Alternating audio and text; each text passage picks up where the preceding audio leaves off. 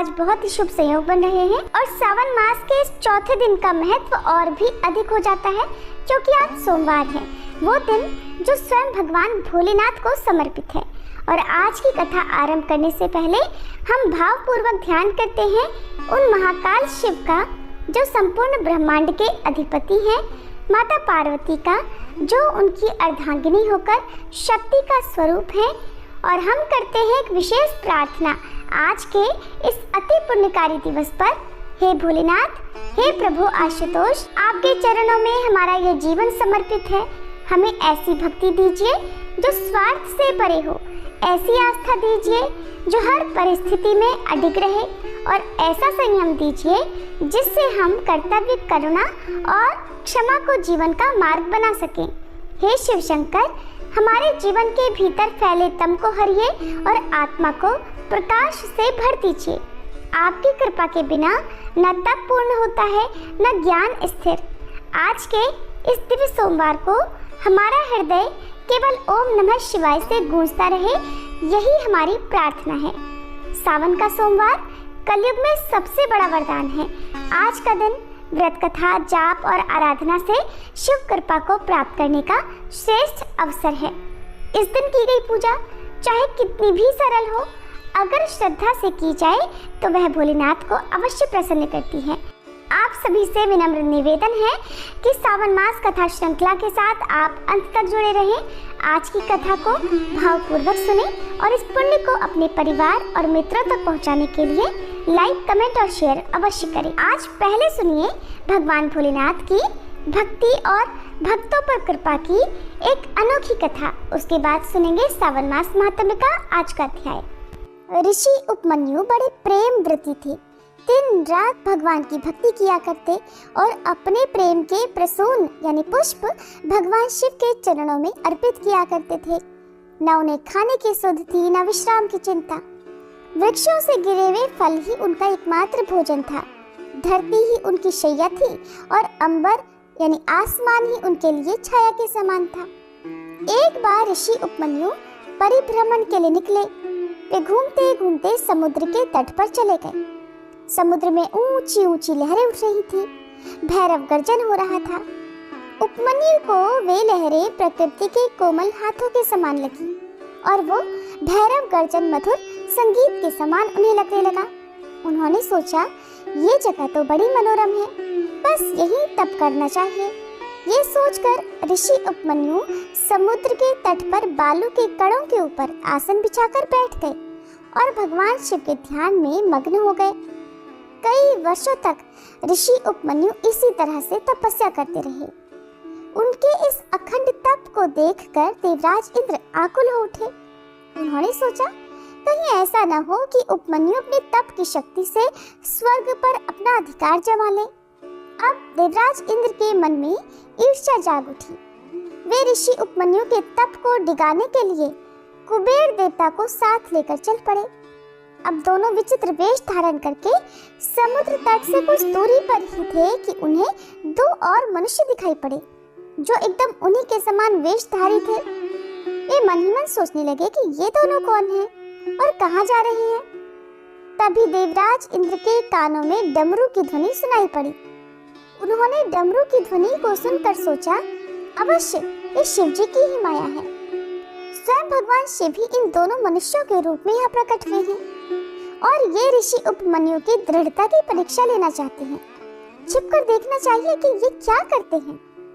वे दोनों मनुष्य समुद्र तट पर ऋषि उपमन्यु के निकट उपस्थित हो गए और उन्होंने अपना विचित्र वेश बना लिया।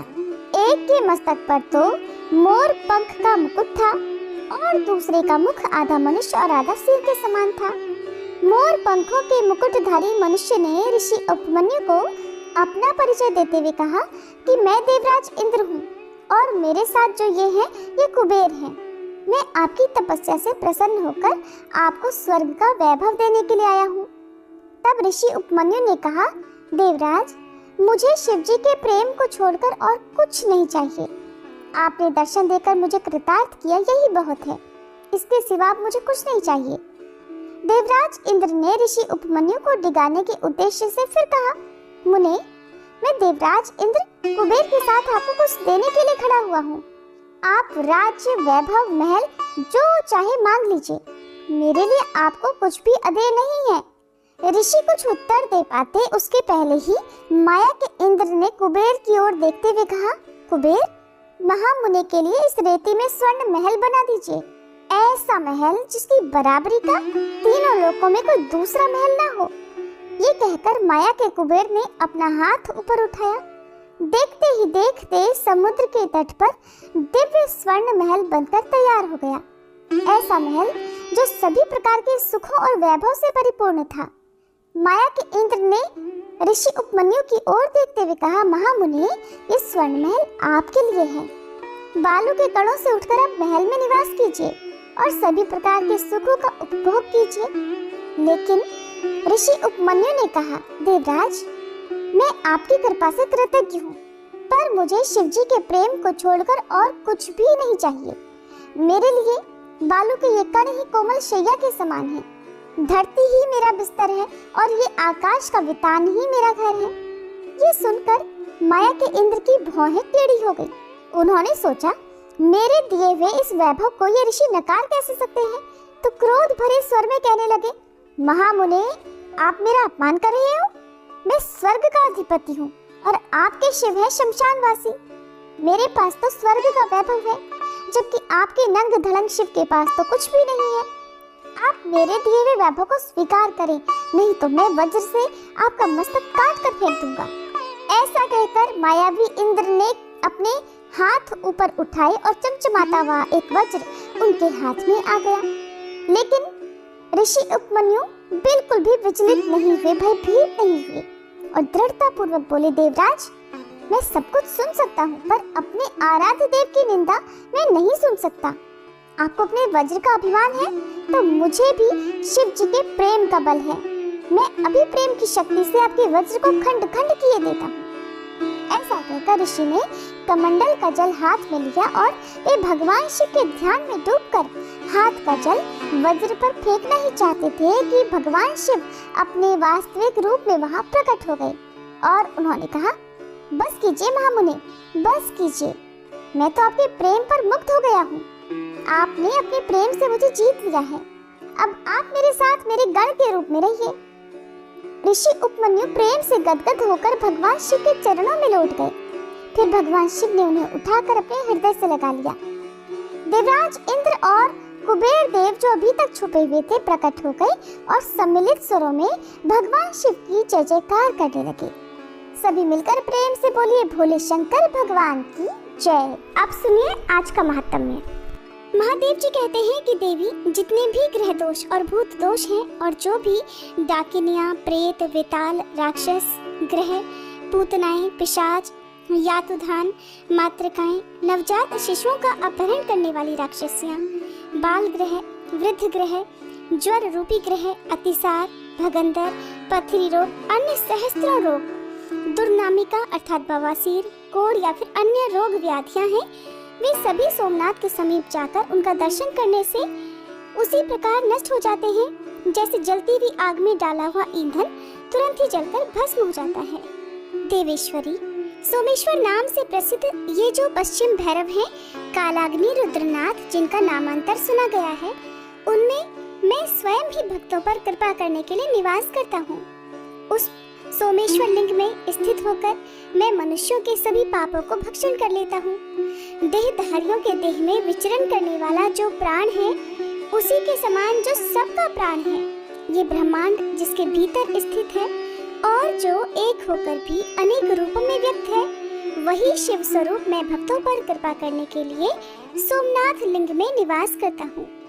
संपूर्ण वेद और महर्षिगण जिनकी प्रशंसा करते हैं और जिनके द्वारा परब्रह्म के स्वरूप की प्राप्ति होती है, वे ही ये सोमनाथ महादेव प्रभास तीर्थ में विराजमान हैं। जैसे घर में छुपे हुए रत्न को कोई नहीं पाता, उसी प्रकार मेरे प्रभास रूपी घर में रत्न के समान स्थित इस सोमेश्वर लिंग के यथार्थ स्वरूप को कोई नहीं जानता। पूर्व काल में यह शिवलिंग सप्त पाताल का भेदन करने वाला था और कोटि कोटि सूर्यों तथा प्रलयाग्नि के समान तेजस्वी था। इसलिए पूर्व काल में सोमनाथ को कालाग्नि रुद्र कहा जाता था। देवी, इस प्रकार संक्षेप से मैंने तुम्हें सोमेश्वर देव का महात्म्य बताया है, जो सब पातकों का नाश करने वाला है। महादेव जी आगे कहते हैं, हे देवी, मैं प्रभास क्षेत्र में रुद्राक्ष की माला धारण किए शांत भाव से स्थित हूँ। मेरा आदि, मध्य और अंत कहीं नहीं है। मैं कमल के आसन पर बैठा हुआ सबको वर देने के लिए तत्पर हूँ। हिम, कुंद और चंद्रमा के समान सदृश मेरा गौरवर्ण है। मेरे वाम भाग में श्री विष्णु तथा दक्षिण भाग में ब्रह्मा जी विराज रहे हैं। मेरे उदर में चारों वेद और हृदय में सनातन ब्रह्म स्थित है। नेत्रों में अग्नि, चंद्रमा और सूर्य का निवास है। महादेवी, ऐसे स्वरूप से मैं प्रभास क्षेत्र में रहता हूँ। ये सुनकर देवी पार्वती ने हर्ष गदगद वाणी में देव देवेश्वर शिव जी का भक्तिपूर्वक स्तवन किया कि हे देव, हे महादेव, सर्वभावन, हे ईश्वर, आपको नमस्कार है। आप समस्त देवताओं के स्वामी हैं, आपको नमस्कार है। आप परमेश्वर को नमस्कार है।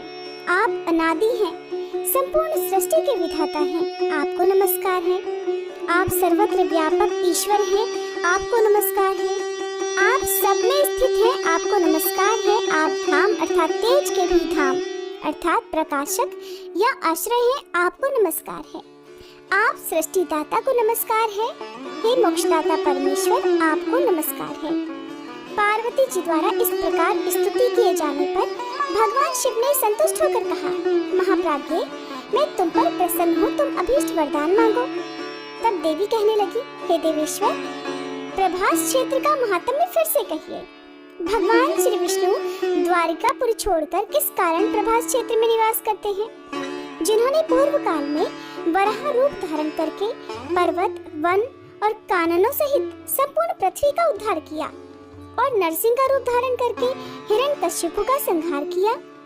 वेद जिन्हें प्रत्येक युग में सहस्त्रों चरण, सहस्त्रों नेत्र तथा सहस्त्रों मस्तक वाले कहकर उनकी स्तुति करते हैं, ब्रह्मा जी का निवास भूत पद्म जिनकी नाभि से प्रकट हुआ है, जो क्षीर समुद्र के उत्तर भाग में शाश्वत योग का आश्रय लेकर शयन करते हैं, जो युगांत का भी अंत करने वाले तथा लोकांतकारी अंत के भी अंतक हैं, लोक मर्यादाओं की रक्षा करने वाले सेतु हैं, वेद वेताओं के भी ज्ञाता हैं और उत्पन्न होने वाले सभी प्राणियों के स्वामी हैं, जो मनुष्यों के आदि प्रवर्तक, मनु तथा तपस्वी जनों के तप हैं, तेजस्वी पुरुषों के तेज और गतिमानों की गति है।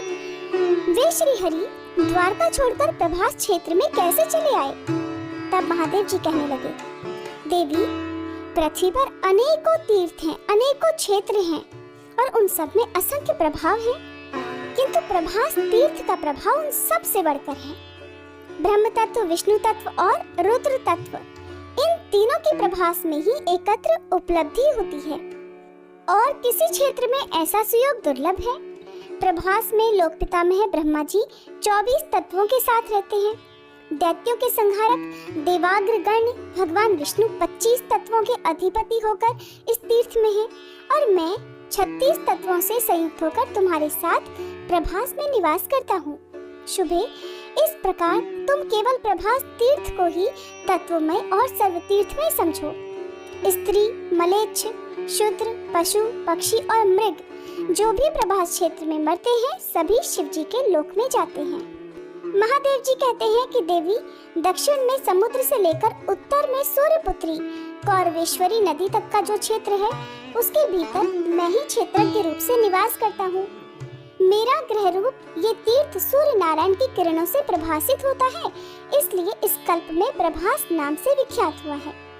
जो श्रेष्ठ मनुष्य वहाँ अर्क अर्थात पूज्य रूप सूर्य का दर्शन करता है, वह सब पापों से मुक्त होकर सूर्य लोक में प्रतिष्ठित होता है। उसने मानो सब तीर्थों में स्नान कर लिया, समस्त बड़े बड़े यज्ञों द्वारा यजन कर लिया और सभी दान दे दिए और संपूर्ण गुरुजनों को भी संतुष्ट कर लिया।